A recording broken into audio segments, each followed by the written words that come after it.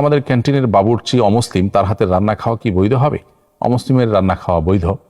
রান্না কে করেছে, মুসলিম না অমুসলিম, সেটা বিবেচ্য নয়। মূলত রান্নাটা হালাল কি হারাম সেটা মূলত মূল বিবেচ্য। অতএব কোনো মুসলিম বা কোনো ইমামও যদি হারাম কিছু রান্না করেন তো সেটা হালাল হয়ে যায় না।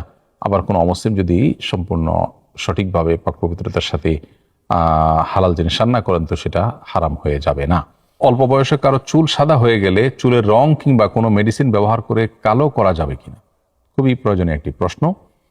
সাধারণত নবী করিম সাল্লাল্লাহু আলাইহি সাল্লাম সাদা চুল কালো করতে, খিজাব ব্যবহার করতে, কালো খিজাব ব্যবহার করতে তিনি নিষেধ করেছেন।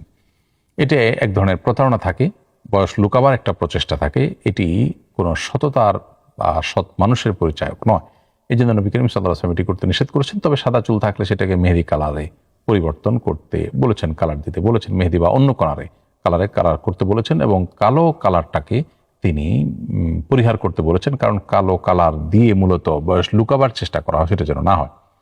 এখন কোনো ইয়াং মানুষ বা বয়স অনেক কম, তার এই বয়সে চুল পাকার কথা নয়, অথচ তার চুল পেকে গেল, এটা যদি হয় তাহলে সেক্ষেত্রে এটা এক ধরনের ত্রুটি তার শরীরে, এটা ত্রুটির কারণেই হয়েছে। তো ত্রুটির কারণে যদি এরকম হয়ে থাকে তাহলে সেটাকে কালো করার চেষ্টা করাটার রীতিমতো তার ট্রিটমেন্ট বা চিকিৎসার অংশ হিসেবে বিবেচিত হবে। ফলশ্রুতিতে এটি তার জন্য জায়েজ হবে, কারণ তিনি বয়স লুকাবার জন্য নয় বরং তার ত্রুটি দূর করবার জন্য খেজাব ব্যবহার করছেন, যেটি মূলত তার ট্রিটমেন্ট বা চিকিৎসার অংশ। ফলে অল্প বয়সে চুল যদি সাদা হয়ে যায় তিনি কালো খেজাব ব্যবহার করতে পারবেন। তবে উত্তম হয় কালো খেজাবের সাথে মেহেদি বা অন্য কোনো কিছু হালকা হলেও মিশিয়ে নেওয়া, যাতে করে সরাসরি হাদিসের খেলাফ না হয়। তবে বয়স অল্প হওয়ার পরও চুল সাদা হয়ে গেলে সেটা এক ধরনের ত্রুটি, এবং সেই ত্রুটি দূর করার জন্য তিনি খেজাব ব্যবহার করতে পারবেন। বাচ্চার আকিকার উদ্দেশ্যে একটি পশু কিনেছিলাম, এখন প্রচন্ড অর্থ সংকটে পড়েছি, এটাকে এখন বিক্রি করতে পারবো? আকিকার উদ্দেশ্যে কোনো পশু কিনলে সেটা নির্ধারিত হয়ে যায় না, সেটাই আকিকা করতে হবে, কোনো বাধ্যবাধকতা নেই। যদি নিরুপায় হয়ে আপনি সেটি বিক্রি করেন তো সেটা জায়েজ আছে, এবং বিক্রি করে অন্য কোনো খাতে ব্যবহার করাটা না জায়েজ কোনো কাজ হবে না। রেস্টুরেন্টে খাবার খাওয়ার সময় সাধারণত আমাদের পায়ে জুতা থাকে।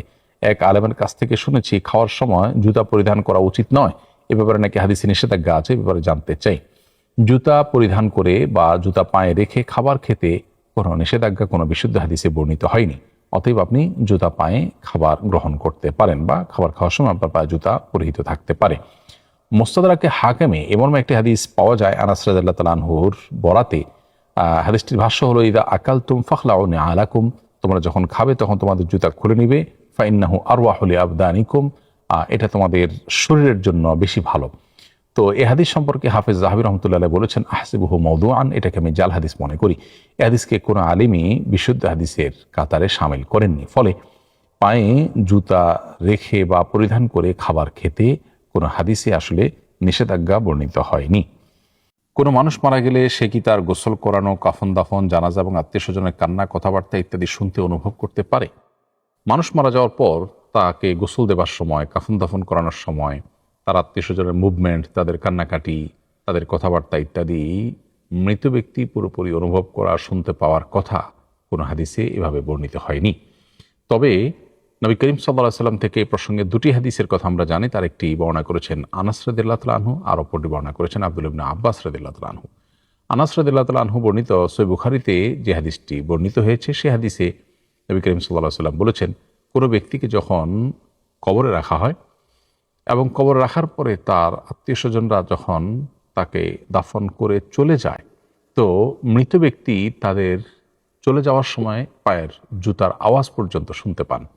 এখান থেকে বোঝা গেল যে মানুষ কবরস্থ হওয়ার পর তাদের আত্মীয় স্বজন এর মুভমেন্ট, তাদের কবর জিয়ারত ইত্যাদি এগুলো অনুভব করতে পারেন। কিভাবে সেটা আল্লাহ তাআলা একমাত্র ভালো জানেন। একটা বিশেষ রূহ তাদেরকে দিয়ে শুধু এটুকু অনুভব করবার সুযোগ, অথবা কবরে বা বারজাখী জীবনের শাস্তি কিংবা নেয়ামত অনুভব করার সুযোগ আল্লাহ তাআলা দিয়ে থাকেন, তার মাধ্যমে তারা এটি হয়তো অনুভব করে থাকেন।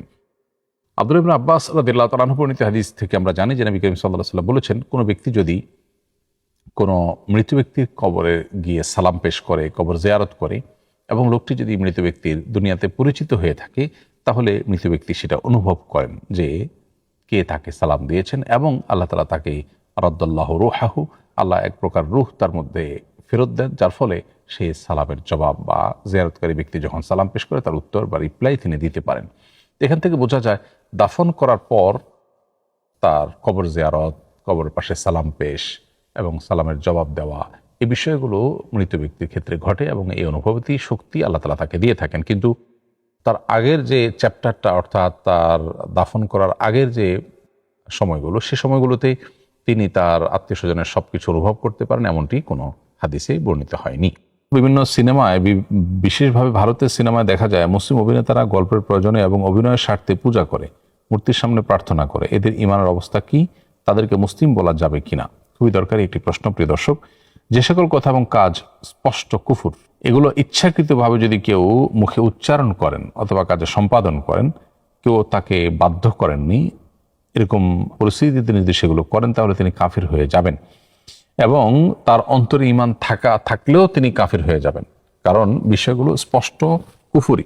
অতএব সেগুলো তিনি জেনে শুনে করেছেন, ফলে সেটাকে কাফের হওয়া হিসাবেই বিবেচিত করা হবে এবং ধরা হবে। পূজা করা, মূর্তির নিকট প্রার্থনা করা সন্দেহাতীতভাবে কুফর, এবং অন্তরে আল্লাহ তাআলার প্রতি ঈমান রেখেও যদি কেউ এরকম অভিনয়ের প্রয়োজনে পূজা করে, মূর্তির সামনে প্রার্থনা করে হাঁটু গেড়ে, তাহলে সে কাফির হয়ে যাবে, এতে কোনো সন্দেহ নেই। কারণ তার এই কাজ করতে থাকে কেউ শরিয়াত দৃষ্টিকোণ থেকে যেটাকে বাধ্য করা বলে, সেরকম পর্যায়ের কেউ বাধ্য করেনি তাকে। ফলে তিনি এই কাজটি যদি জেনে শুনে করেন, তাহলে সেক্ষেত্রে তিনি ইসলাম থেকে খারিজ হয়ে যাবেন। তার উচিত হবে তওবা করা, ইস্তেগফার করা এবং ফিরে আসা। আজকাল ঈমান বড় ঠুনকো বিষয়ে পরিণত হয়েছে আমাদের কাছে। ফলে আমরা ঈমান থাকলো কি গেল সেটাকে অতটা গুরুত্বের সাথে দেখি না। খুবই দুর্ভাগ্যজনক একটি ব্যাপার।